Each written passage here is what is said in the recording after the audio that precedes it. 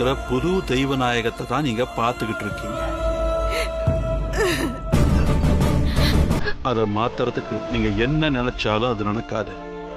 என்ன விட்டுருங்க.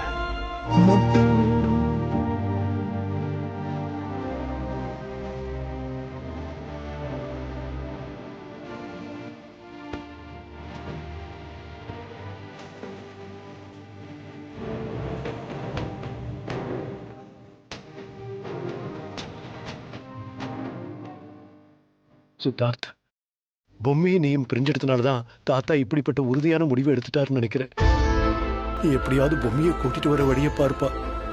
சித்தப்பா, நீங்களே கிருஷ்ணவேணி ஆண்டி கோவத்தை பாத்தீங்கல்ல. நான் எப்படி சித்தப்பா அவங்கள சமாதானப்படுத்த முடியும்? வாய்ப்பே இல்ல. தாத்தாவை இங்கிருந்து கூட்டிட்டு போறதுக்கு வேற ஏதாவது வழி இருக்கான்னு யோசிப்போம் சித்தப்பா.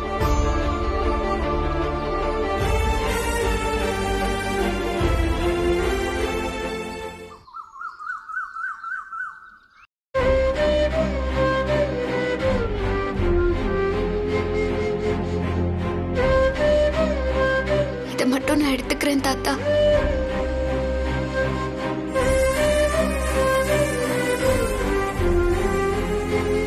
போட்டோ பேக்லயே இருக்கு.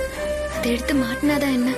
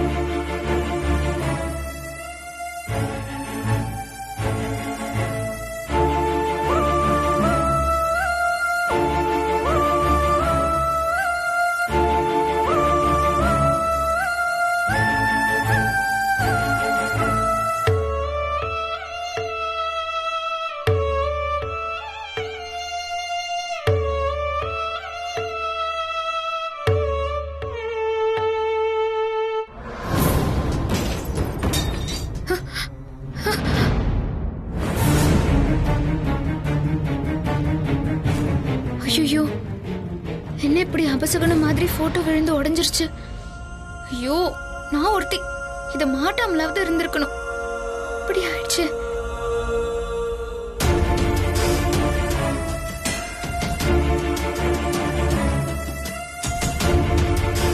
பொம்மி,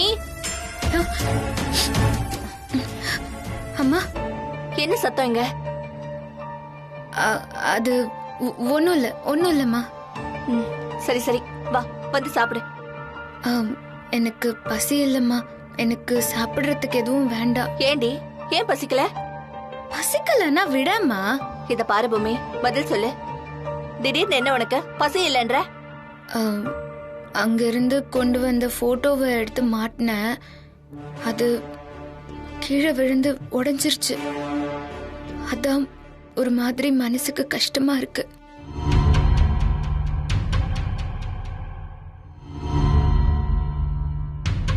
நீ திருந்தவே மாட்டல. இன்னும் அந்த வீட்டு நினைப்போடதான் இருக்கியா? போமா, எப்ப பார்த்தாலும் திட்டிக்கிட்டு. உன்னால திருத்தவே முடியாதுடி.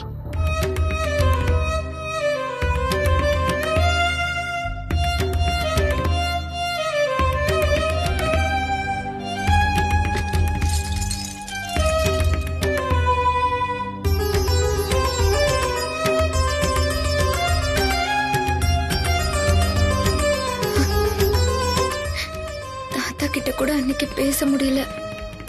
போட்டோ உடைஞ்சதுல இருந்து ரொம்ப பயமா இருக்கேன். ஐயோ புள்ளியரப்பா, வேம்பு சார் வீட்டுல எல்லாரும் நல்லா இருக்கணும். யாருக்கும் எதுவும் ஆயிடக்கூடாது.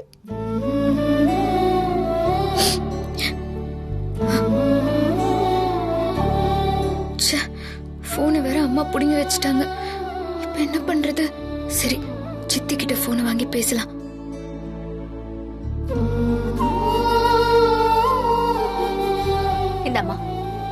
இந்தாடா.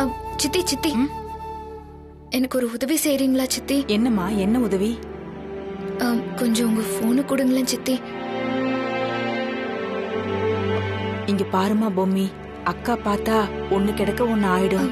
ஐயோ அதெல்லாம் ஒண்ணும் ஆகாது சித்தி, நான் பாத்துக்கிறேன். கொடுங்க சித்தி.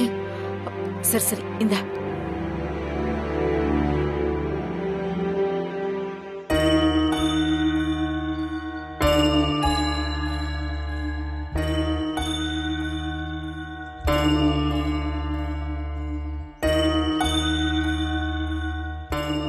தர்ஷினி போன் எடுக்க மாட்டேங்கிறா. வேற யார்கிட்ட பேசலாம்? வேம்பு சார் கிட்ட பேசி பார்க்கலாம்.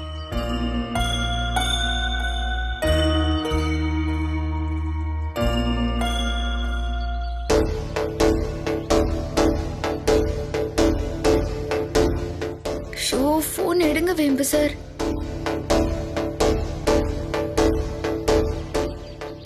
வேம்பு சார் போன் எடுக்க மாட்டேங்கிறாரு. வேற யார்கிட்ட பேசுறது? நான் எப்படி இப்போ தாத்தா கிட்ட பேசுறது? போட்டோ உடைஞ்சது மனசுக்கு ரொம்ப கஷ்டமாவே இருக்கே. இப்ப நான் என்ன பண்ணுவேன்?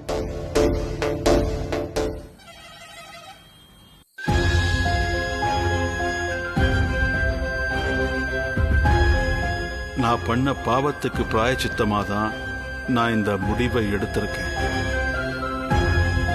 என்னை பொறுத்த வரைக்கும் குடும்பம், குழந்தை, பேரன், பேத்தி எதுவுமே வேண்டான்னு நினைக்கிறேன்.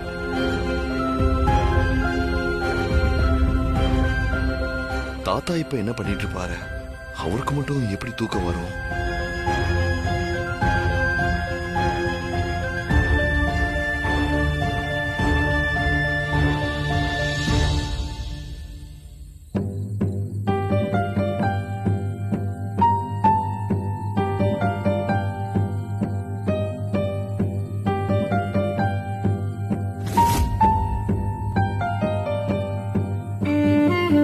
சாரி தாத்தா,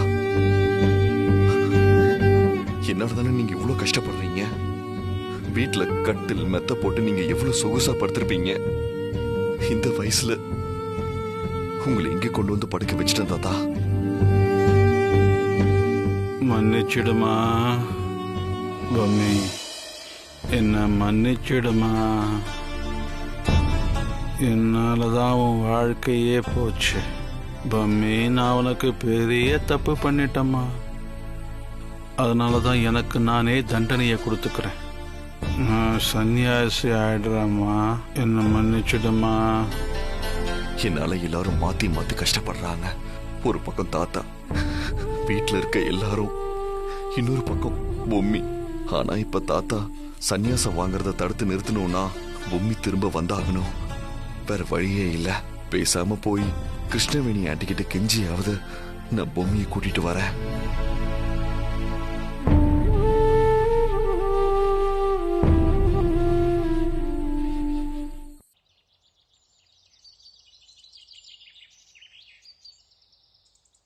சித்தப்பா சித்தப்பா சித்தப்பா. என்னம்மா? நான் உங்ககிட்ட முன்னாடியே சொல்லணும்னு நினைச்சேன் சித்தப்பா. இனிமே வியாபாரத்துக்கு நானும் போறேன் சித்தப்பா. உனக்கு எதுக்குமா இந்த சிரமம் எல்லாம்? ஐயோ, நான் ஏதோ புதுசா வேலை செய்யற மாதிரி சொல்றீங்க. ஏற்கனவே நான் செஞ்ச, எனக்கு பழகி போன வேலை தானே இது. நான் போய் வித்துட்டு வருவேன் சித்தப்பா. எதுக்கும் அம்மா கிட்ட ஒரு வார்த்தை கேட்டுக்கிட்டு. என்னடி? ஹே, என்ன உன் பிரச்சனை? சொல்லு. இல்லம்மா, வியாபாரத்துக்கு நான். அதெல்லாம் எங்கேயும் போக வேண்டாம். நீ வீட்டோட இரு, அது போதும். என்னம்மா நீ? வேம்பு சார் வீட்டுக்கு தான் போக விடாம தடுத்த, வியாபாரத்துக்கு ஏன் போக வேண்டாங்கிற? உன் வண்டி கிளம்புனா எங்க போய் நிக்கும்னு எனக்கு நல்லாவே தெரியும்டி. ஏற்கனவே வியாபாரத்துக்கு போனவ தானே, இப்படி வாழ்க்கையை வித்துட்டு வந்து நிக்கிற. இனிமே எந்த வியாபாரத்துக்கும் நீ போக வேண்டாம். இங்க இருந்தே அதிரசம் பண்ணி கொடு, அது போதும். அம்மா போமா, எப்ப பார்த்தாலும் என்ன ஏதாவது சொல்றதே வேலையா போச்சு.